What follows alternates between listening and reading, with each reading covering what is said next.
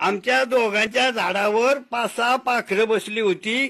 ती पाखरं ते झाड हिरवगार आणि गजबजून गेलं होतं. थांब. आणि मग पुढं काय झालं, पुढं अशी भानगड झाली की म्हातारपण आल्यावर अशी काय फसगपलत झाली आणि पंख फुटल्यावर सारी पाखर भरभर उडून गेली. आमची लाडाची सुनबाई काही सांगू तिची नवलाई, नवऱ्याच्या कानात सांग तुमचा आई बापू पाहिजे नाही. आणि जित्या परी हे मरण आमचं आम्ही डोळ्यांनी पाहिलं र. आणि लगीन झाल्यावर माई बाप सोडून पोरग वेगळं राहिलं र. जन्म देऊन आम्ही पोराला सुख दुःख कितीतरी सायलं र. आणि लगीन झाल्यावर माय बाप सोडून पोरग वेगळं राहिलं र.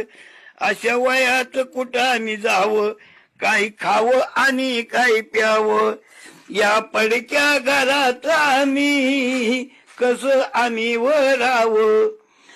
आणि जित्या परी हे मरण आमचं आम्ही डोळ्यांनी पाहिलं र. लगीन झाल्यावर माय बाप सोडून पोरग वेगळं राहिलं र. काही करायचं असून नसून आमच्या जीवाचं नाही कोणी, काही करायचं असून नसून आमच्या जीवाचं नाही कोणी. लई जपला आम्ही पोहराला तर हाताच्या फोडावानी.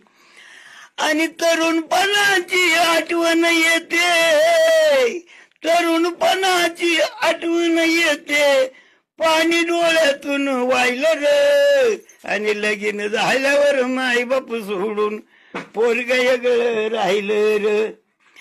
म्हातारपण आल्यावरती अशी काय किमया झाली आणि पंख फुटल्यावर सारी पाखर भरभर उडून गेली. ही एक जगाची एक राठी तुमच्या समोर मांडली. आम्ही दोघ जण